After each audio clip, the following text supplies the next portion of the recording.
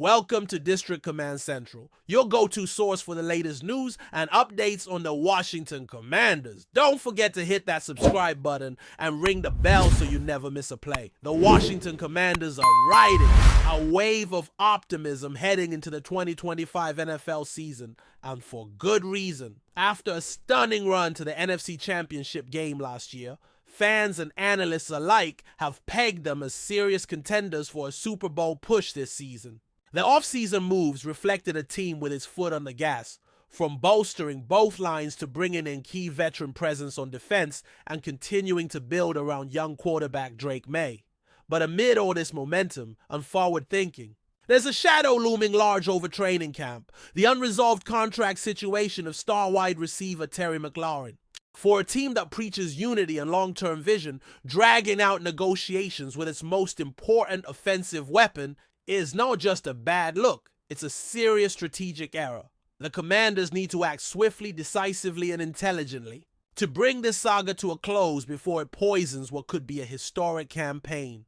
McLaurin's impact on this team cannot be overstated. Since being drafted, he has been nothing short of extraordinary, a beacon of consistency and professionalism. Through turbulent seasons filled with quarterback shuffles, coaching changes, and front office upheaval, he has been the one constant for Washington, delivering 1,000-yard seasons with machine-like precision regardless of who was throwing him the ball.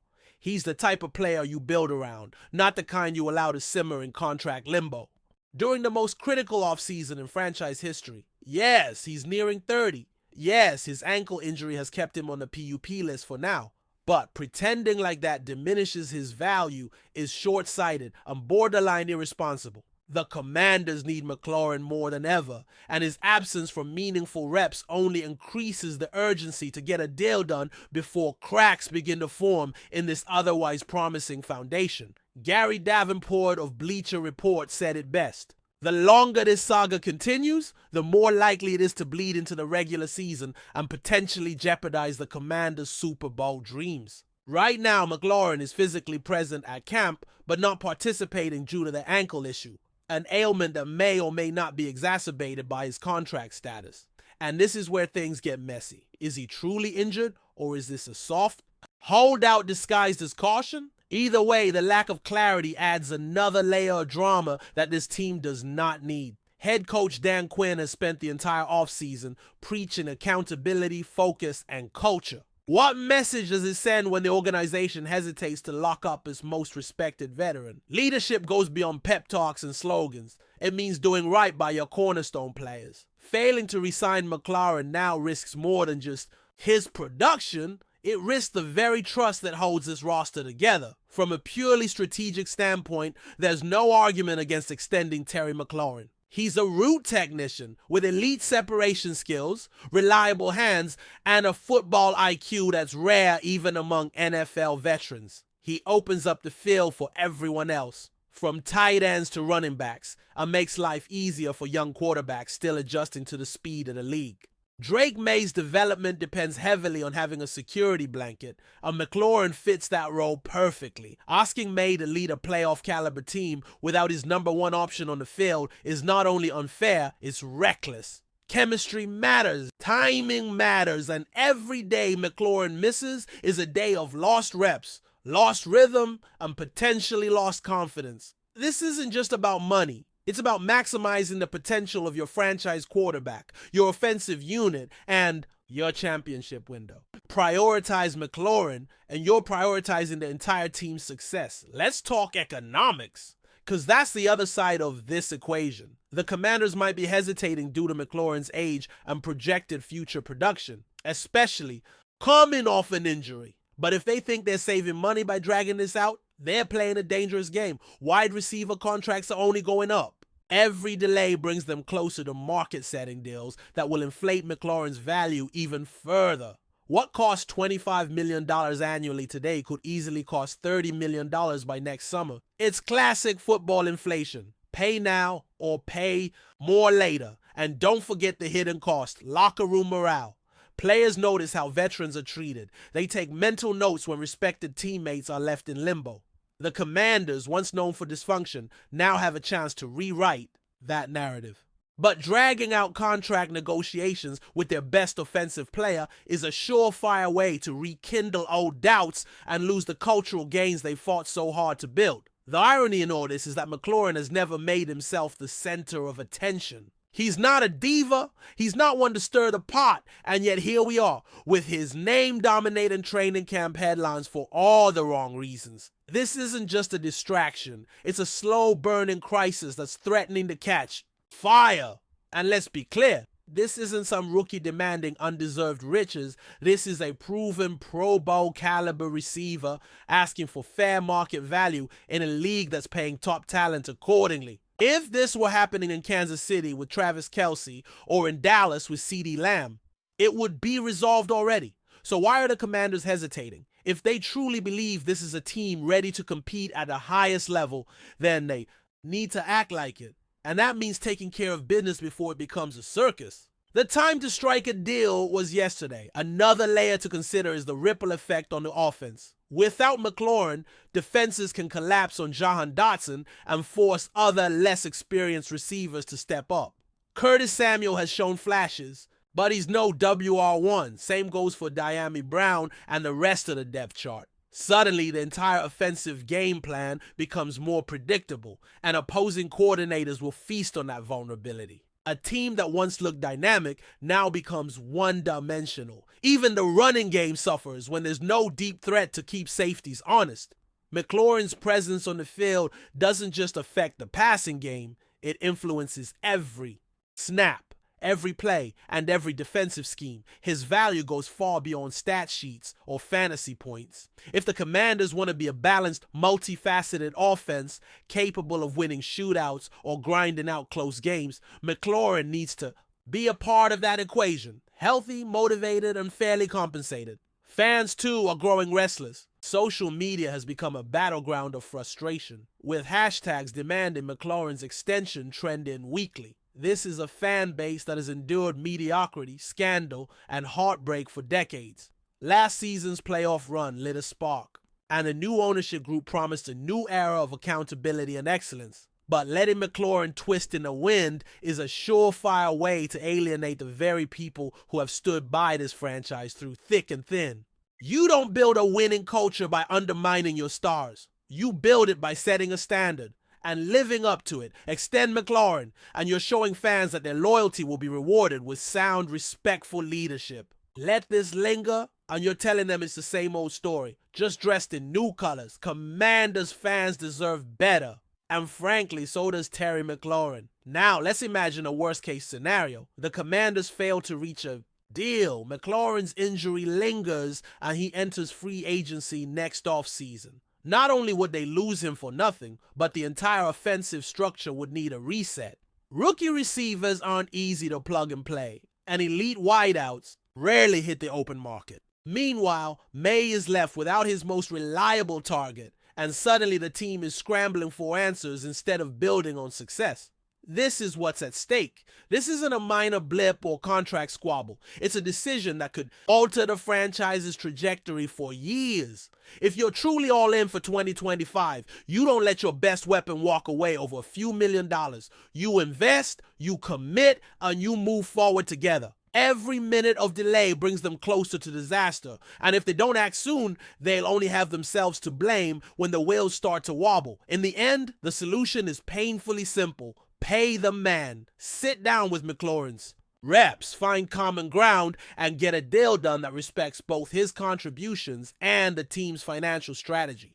Make it incentive heavy if you must, but make it happen. There's no room for ego here, no place for penny pinching. The Commanders are too close to greatness to let something so avoidable derail their season. They've got the talent, the coaching, and the momentum. All that's missing is unity, and that begins with locking up the heart of their offense. Terry McLaurin has earned that right, not just through numbers, but through leadership and resilience. It's time for Washington to prove that it values those qualities. Otherwise, this could be the saga we look back on as the moment everything started to unravel. Don't let that happen. End the drama. End the speculation. Secure the future. Sign Terry McLaurin now. If you're enjoying the coverage, make sure to smash that like button and drop a comment with your thoughts on the Commanders' latest moves. we want to hear from you. There's a buzz quietly brewing in the NFC East, and if the whispers out of Washington hold even a shred of truth, the Commanders might have just pulled off one of the most intriguing under-the-radar moves of the offseason. Sources close to the situation have indicated that the Commanders are finalizing a deal with former New York Giants running back and special teams contributor Tyrone Tracy Jr.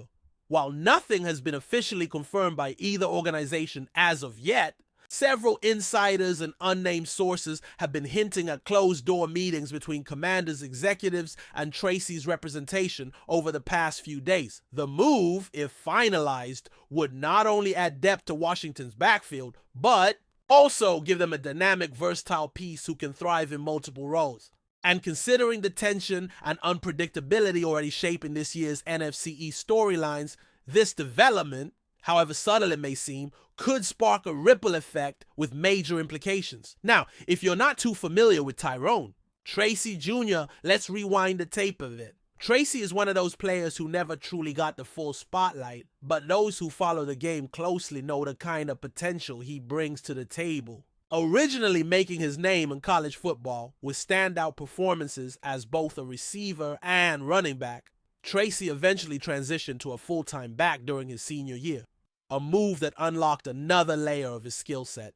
He joined the Giants with minimal fanfare, entering a crowded running back room where he struggled to find consistent touches. But every time he was on the field, whether on special teams or as a change of pace option out of the backfield, there was a certain spark, a burst, an elusiveness that made fans and analysts alike wonder if he just needed the right situation to thrive. That situation, some now speculate, could be materializing in Washington. One of the more interesting aspects of this potential move is how it reflects on the Commanders' current strategic direction, with a new ownership group, a revamped coaching staff, and an aggressive front office willing to make bold bets. This signing, however minor it may appear on the surface, could signal something larger. The Commanders are not just stacking names on a roster, they're looking for underutilized talent with upside. And Tracy fits that mold perfectly. He's not coming in to be a bell cow or a top target, at least not yet, but he could serve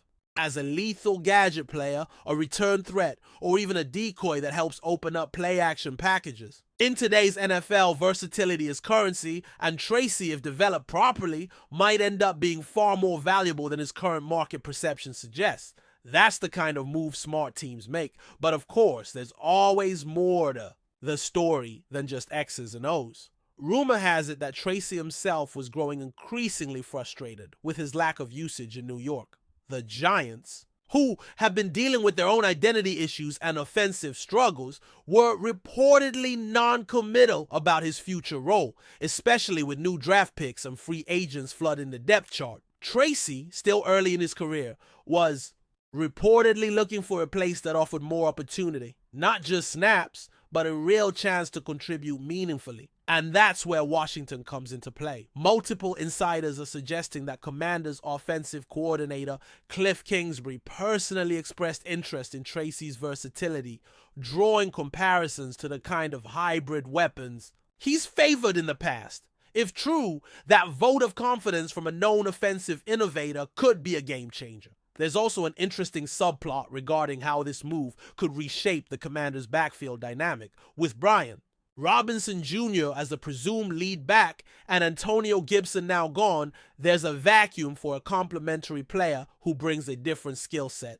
Tracy, with his background as a receiver, offers a distinct advantage in passing downs and two-back formations. Imagine a scenario where Tracy lines up in the slot, then motions into the backfield, creating matchup nightmares for linebackers and safeties. The Commanders could use him in screens, sweeps, or even as a decoy in RPO sets. It's not just about adding a player, it's about unlocking schematic flexibility. And with Kingsbury trying to leave his imprint on this roster, don't be surprised if Tracy becomes one of the surprise stars of training camp, assuming the deal gets finalized. Another layer to this story is the message it sends to the rest of the NFC East. In a division known for bitter rivalries and closely contested matchups, even the smallest roster moves can have psychological ripple effects.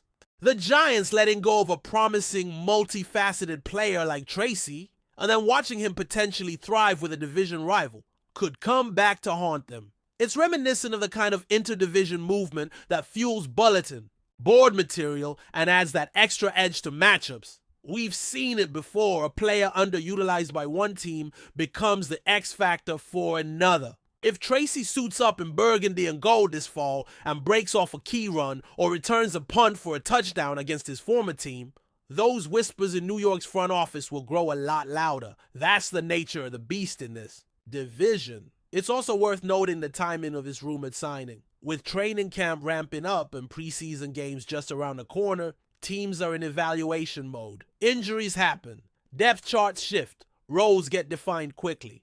So if Washington is indeed moving to bring in Tracy, it likely means they've already envisioned a role for him, or they're preparing for possible attrition in their backfield. And from a roster building standpoint, having a player like Tracy who can fill multiple needs makes him a very economical asset. He's not commanding a massive salary, he's still young, and he brings value on offense and special teams. For a team still reshaping its identity and depth, these are the kind of calculated risks that can pay off big. It's not the flashy headline, but it's often the quietly smart moves that define a season's trajectory. We also can't ignore the fan reaction. While Tracy may not be a household name, early feedback from Commander supporters online suggests growing intrigue. Social media posts are filled with highlight clips from his college days, comparisons to other hybrid backs, and debates about how he might be used in the offense. Fans love an underdog story, and Tracy, quiet, humble, and hungry, fits that narrative perfectly. If he performs well in practice and shows flashes during preseason games, he could quickly become a fan favorite, and that matters in a city like Washington, where the fan base has endured years of disappointment and is now desperate for fresh reasons to believe. A breakout player like Tracy wouldn't just be a win on the field, it would be an emotional win for a community eager to rally behind something new. In the broader context of the Commanders' offseason, this rumored acquisition lines up with a clear pattern: calculated aggression. From overhauling the front office to reimagining the coaching philosophy, Washington is in transformation mode. They're not making reckless moves, but they're also not sitting idle. Tracy's potential addition would be consistent with that mindset, targeting young, versatile talent who may have been overlooked or underutilized elsewhere. It's the kind of move that says, we see something others don't. And those moves, when paired with solid coaching and opportunity, are often the ones that turn into season-defining steals. Whether Tracy ultimately becomes that or not remains to be seen. But the interest alone speaks volumes about where the Commanders are headed and what kind of team they want to be. So, while the Commanders have yet to officially announce anything, and the Giants remain publicly silent, don't be surprised if Tyrone Tracy Jr. is spotted wearing burgundy and gold sometime very soon. The chatter is growing, the signs are all there, and if this deal goes through, it might just be one of those seemingly minor transactions that ends up being far more significant than anyone expected. Tracy is not a superstar, not yet, but the NFL is filled with stories of players who simply needed the right fit, the right scheme, the right belief. Washington might be offering him exactly that. And in return, Tracy might give the Commanders a spark they didn't even know they needed. Keep your ears open, because this rumor feels like it's about to become very real. Thanks for tuning into District Command Central. Make sure to subscribe and follow us for all the Commanders news you need. Until next time, keep the faith and hail to the Commanders.